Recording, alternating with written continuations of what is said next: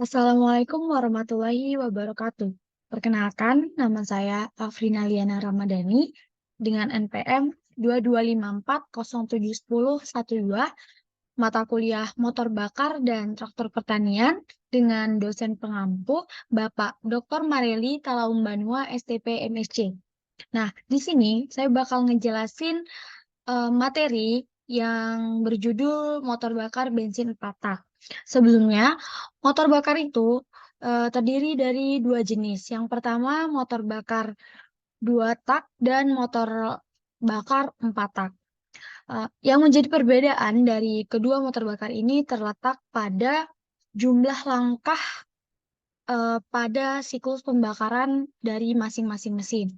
Di mana motor bakar 2 tak memiliki 2 langkah untuk proses pembakarannya, yaitu yang pertama ada langkah hisap dan langkah kompresi, dan yang kedua langkah usaha dan langkah buang. Dan sedangkan motor bakar 4 tak itu terdapat 4 langkah, di mana langkah yang pertama itu ada langkah hisap, yang kedua ada langkah kompresi, yang ketiga ada langkah usaha, dan yang keempat ada langkah buang. Nah, selain itu juga di antara kedua motor bakar ini juga terdapat perbedaan-perbedaan komponen di dalam mesinnya.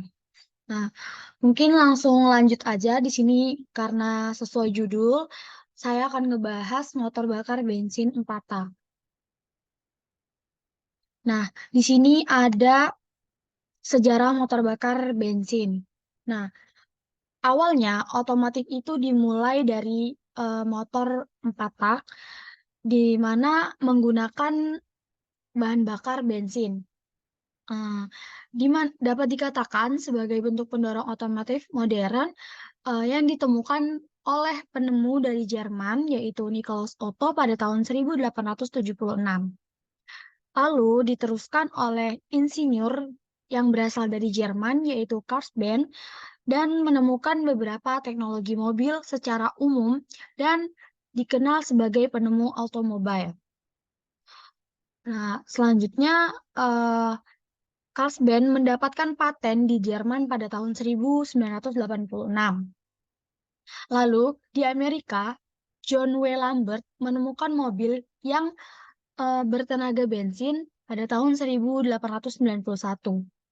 Duria Duria Brothers menjadi perusahaan yang pertama kali memproduksi dan menjual kendaraan tersebut kepada publik.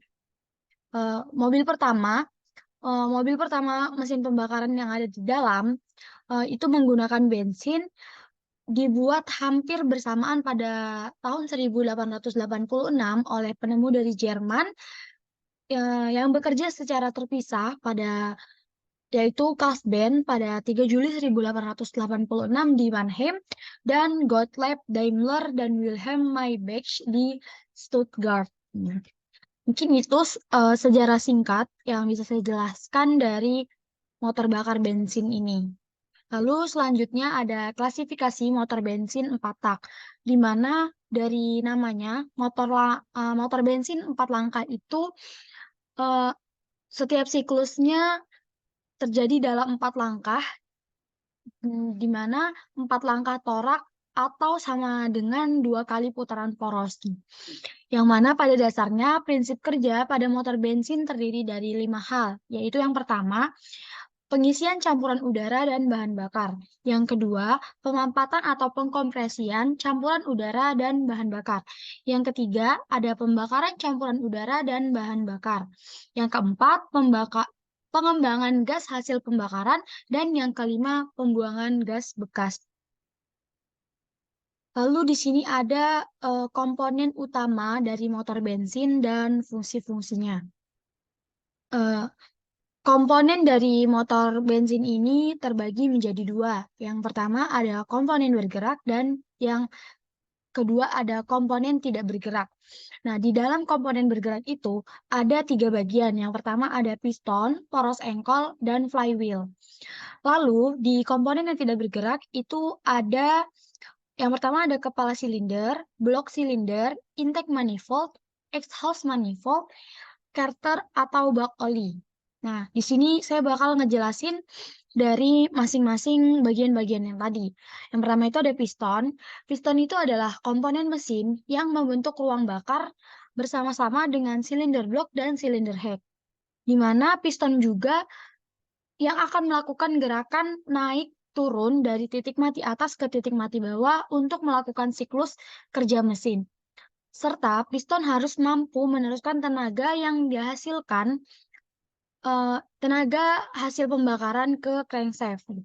Selanjutnya ada poros engkol, di mana tugas utama dari poros engkol ini itu untuk merubah gerak lurus yang dihasilkan torak menjadi gerak putar dengan perantara pena torak dan batang torak. Tapi semua yang bergerak karena gerakan motor adalah melalui atau memanfaatkan gerakan poros engkol ini, seperti poros nok, pompa oli, pompa bahan bakar, alternator, pompa air, dan sebagainya. Selanjutnya ada flywheel atau yang disebut dengan roda gila. Eh, Flywheel ini adalah sebuah piringan roda besi yang terbuat dari baja tuang yang tahan puntir dan tekanan. Roda gila ini berfungsi untuk meredam terjadinya perubahan kecepatan putaran mesin mobil, eh, atau dengan kata lain, roda gila juga berfungsi menyimpan putaran mesin jika terjadi kelebihan tenaga dan menyuplai tenaga mesin jika terjadi kekurangan tenaga. Yang dimana hasilnya didapatkan putaran mesin yang stabil. Roda gila juga dapat menyimpan energi mekanik putaran mesin mobil dalam kurun waktu yang singkat. Yang selanjutnya ada kepala silinder. Kepala silinder itu dipasangkan pada blok silinder dan diikat dengan baut-baut yang terbuat dari besi tuang atau paduan aluminium. Nah, pada bagian dari atas kepala silinder ini dipasangkan sebuah tutup yang mana fungsi dari kepala silinder yaitu sebagai tempat pembakaran, tempat pemasangan busi, tempat mekanisme katup. Yang selanjutnya ada blok silinder. Blok silinder dipakai sebagai tempat untuk melakukan perubahan energi dari proses pembakaran hingga menghasilkan energi putar. Nah, fungsi utamanya itu sebagai tempat piston untuk naik turun. Dengan seperti namanya, bentuk komponen ini seperti rongga silinder, yang mana di dalam rongga ini adalah tempat untuk piston beraksi. Selanjutnya ada intake manifold. Intake manifold berperan untuk membantu mesin mendapatkan jumlah udara yang pas.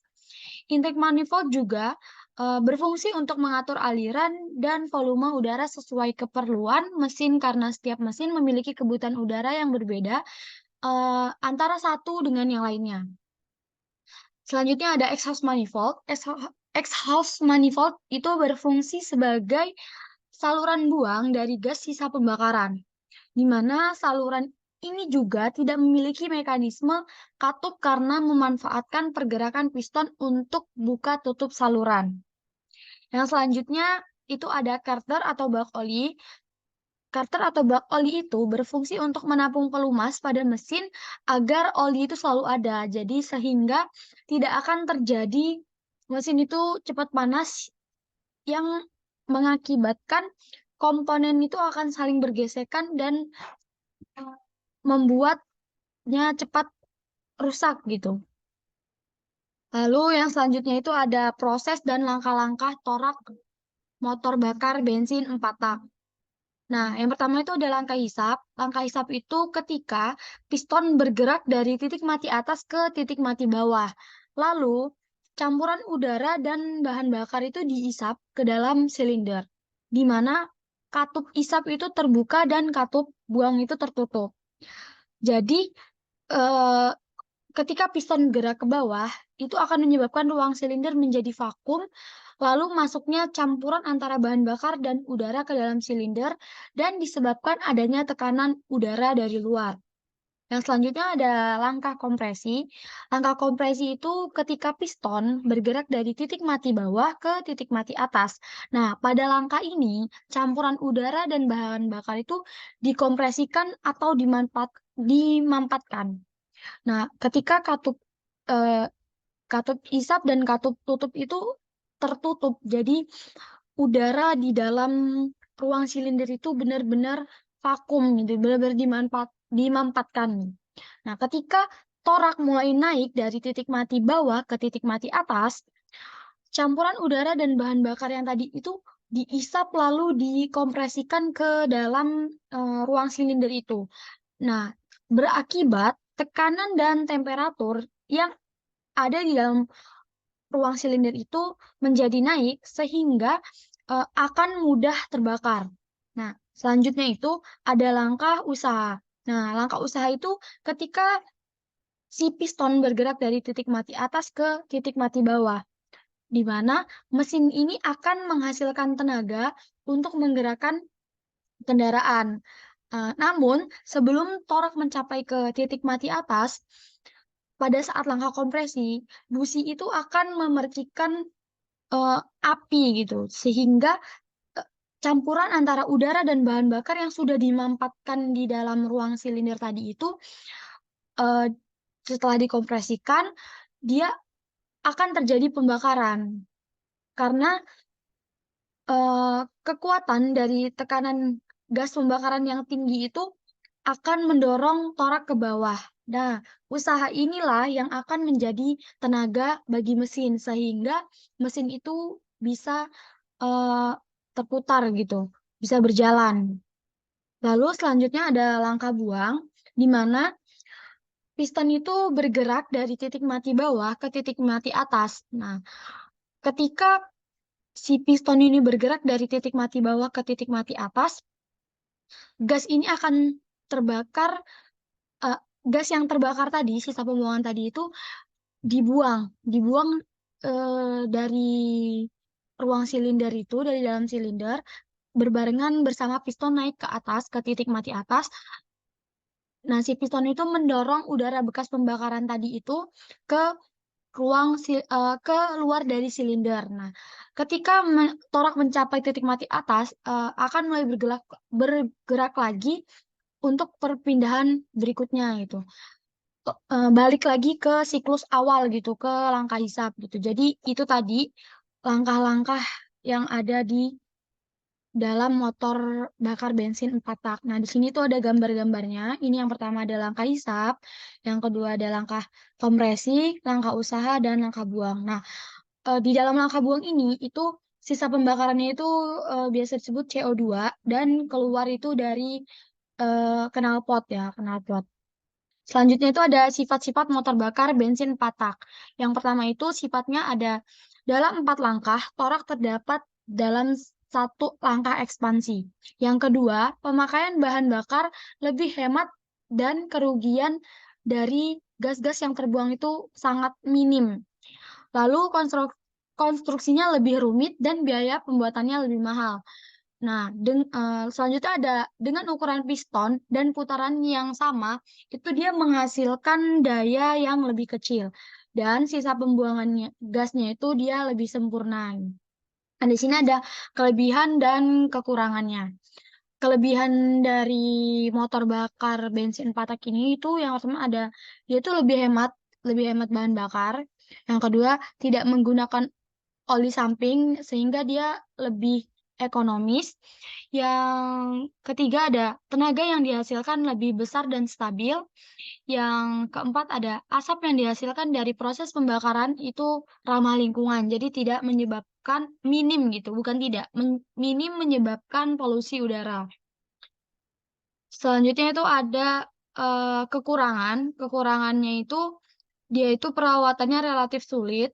Yang kedua ada penggunaan oli dan mesinnya itu sangat boros dan lebih cepat encer gitu. Karena sering kita ketahui kan, motor itu udah diisi bensin, maaf, udah diisi oli tapi masih aja kok tiba-tiba pas dibuka tuh kering gitu, berkurang. Nah, itu karena ada pergerakan di dalam mesin yang membutuhkan oli, jadi sehingga berputar-berputar gitu.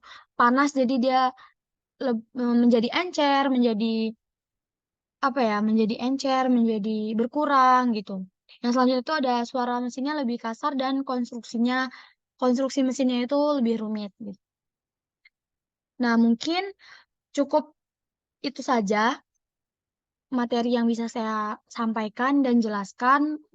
Apabila ada kurang dan lebihnya, saya mohon maaf dan kepada Allah saya mohon ampun. Saya akhiri, wassalamualaikum warahmatullahi wabarakatuh.